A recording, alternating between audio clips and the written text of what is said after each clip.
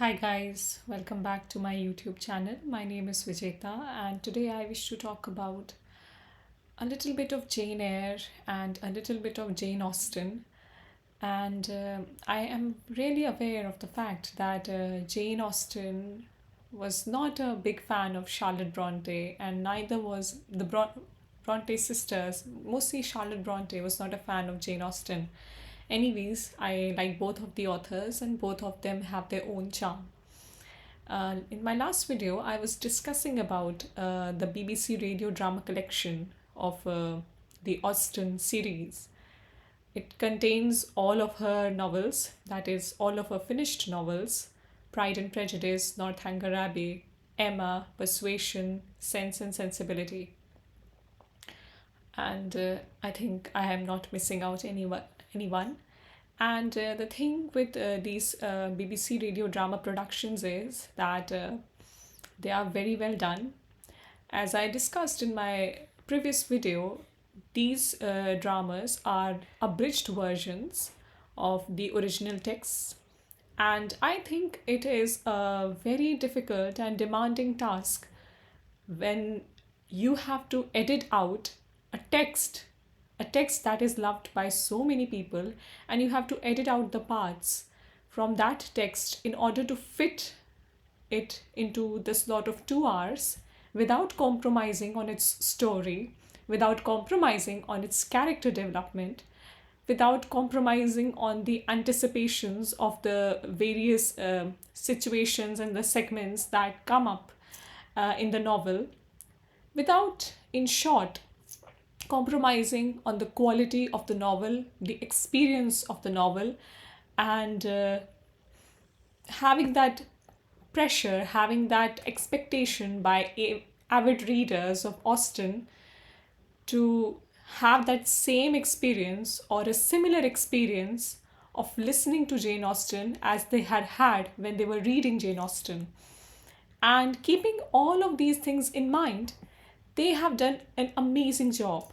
I mean, the thing is that besides the sound production, the sound engineering, of which I talked about yesterday, the script that has been made is top notch. Top notch in the sense that if you talk about the first one is like Mansfield Park.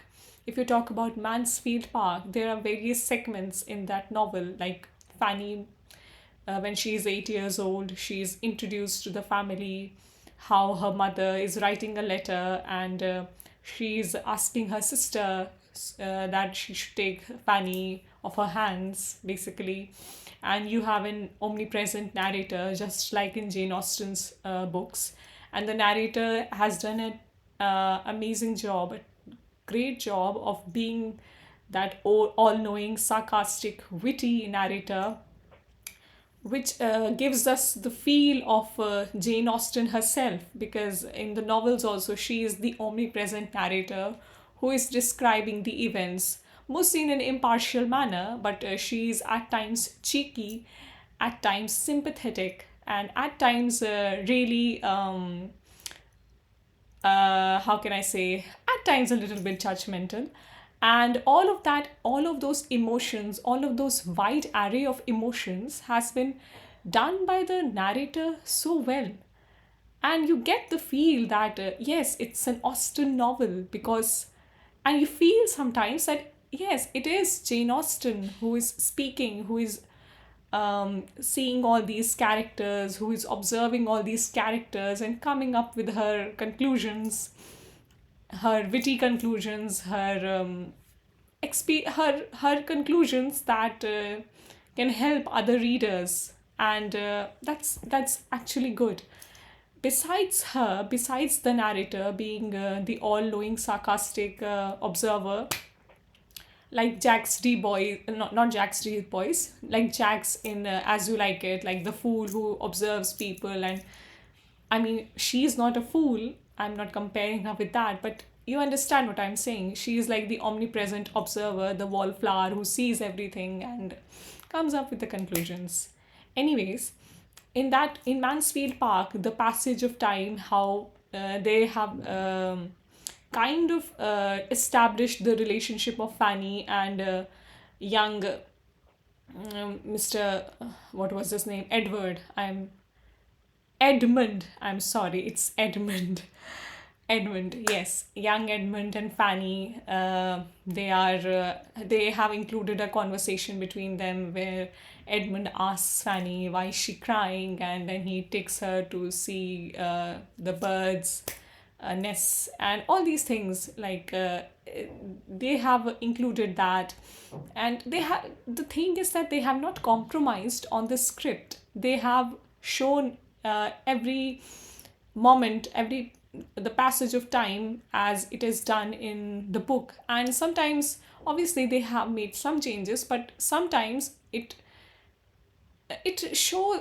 feels like an improvement in the sense that you are getting the feel that yes, Fanny and Edmund are bonding, and Fanny's sisters, Fanny's cousins, that is, they are kind of sneering at her, and they have included one or two dialogues which are not there in the book, but they are there in the radio drama, so as to establish the fact that they look down upon her cousin.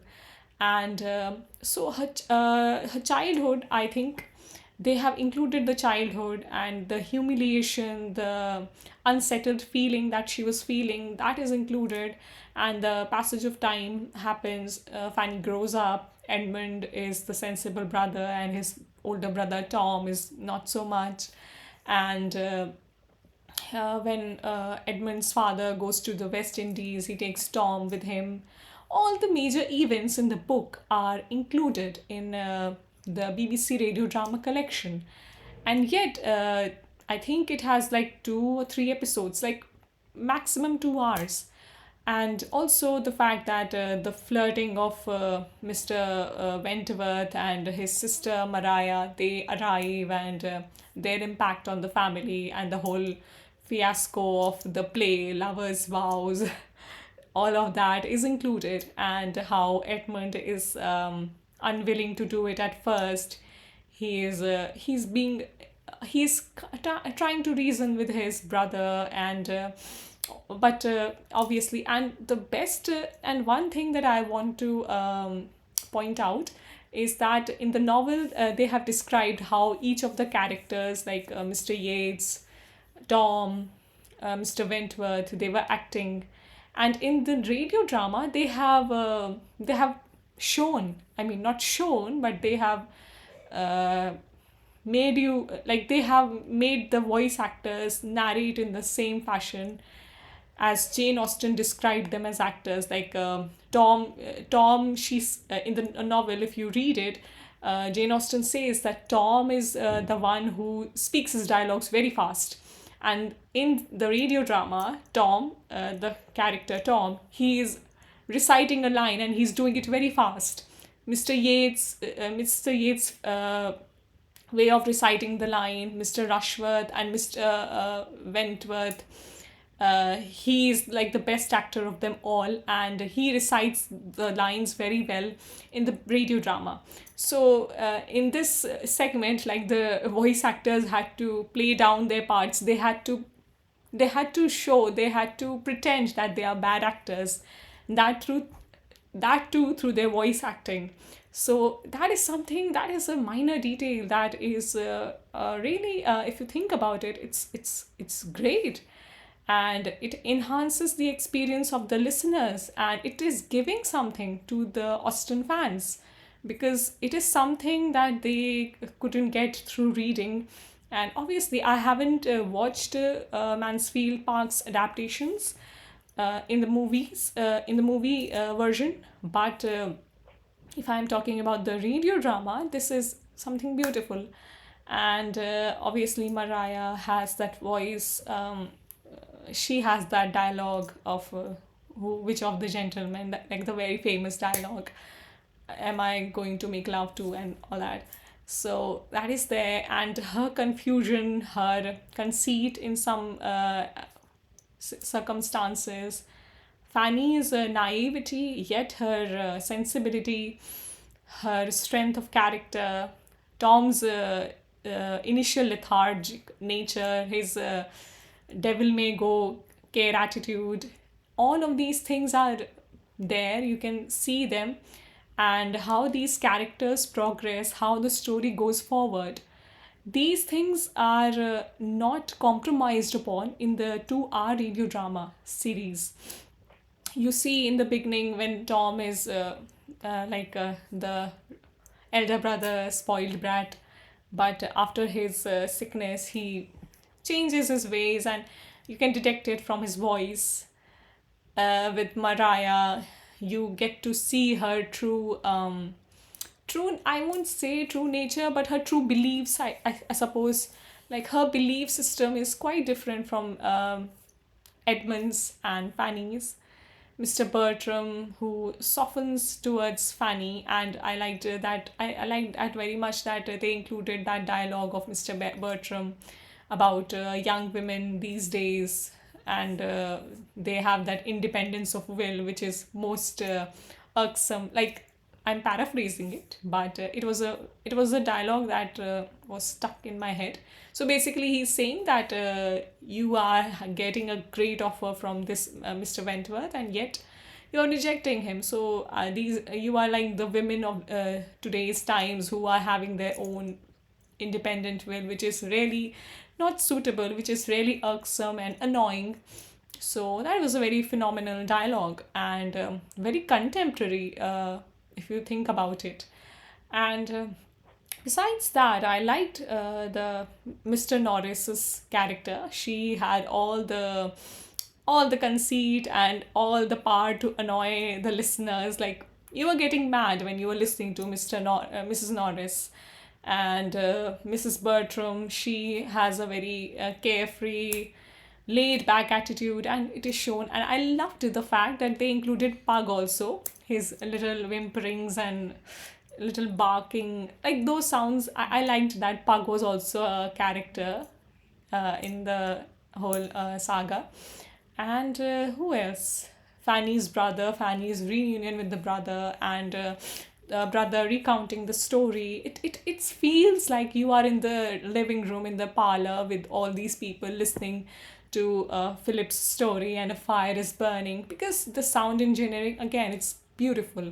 The ballroom dance, you feel that you are in the dance floor, in the dance room, and the passage of time as to how 24 hours prior everybody was present and now nobody's there, and that nostalgic theme music that is played at just the right moment in the story. It's beautiful.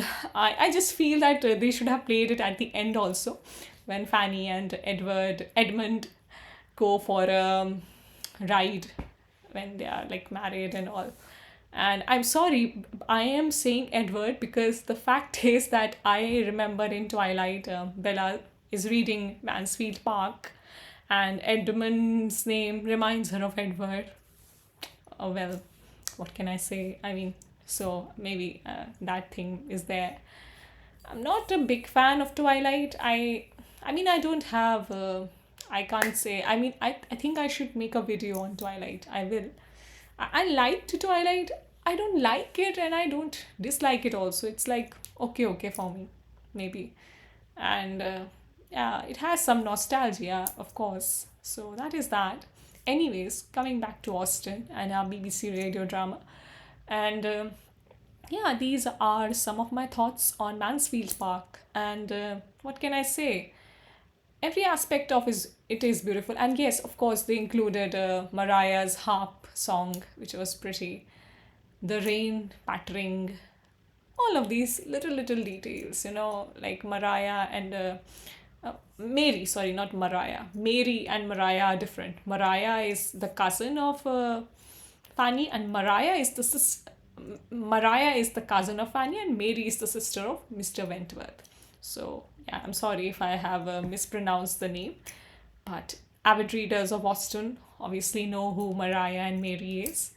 And yeah, I think I watched the trailer of the movie, although I will watch it. Maybe I will watch it. It is yeah, maybe I will watch it. It was made in the 90s. So that is that. And Basically, these are my thoughts on the BBC radio adaptation of Jane Austen, Mansfield Park. If you want to listen to the BBC radio adaptation, you can listen to it on Audible, audible.com or audible.in, wherever you are, for one credit. And make sure you buy the whole collection, not individual collections, because that way you'll get one all the novels for one credit. And yeah, these are my. And if you want to buy an individual Mansfield Park, or it's totally your choice, totally up to you. So yeah, those are my thoughts on Mansfield Park, the BBC radio drama adaptation. If you liked my video, please give it a thumbs up. And if you have any ideas or views, you can share it in the comments. And suggestions are welcome. And I will meet you all in the next video. Thank you.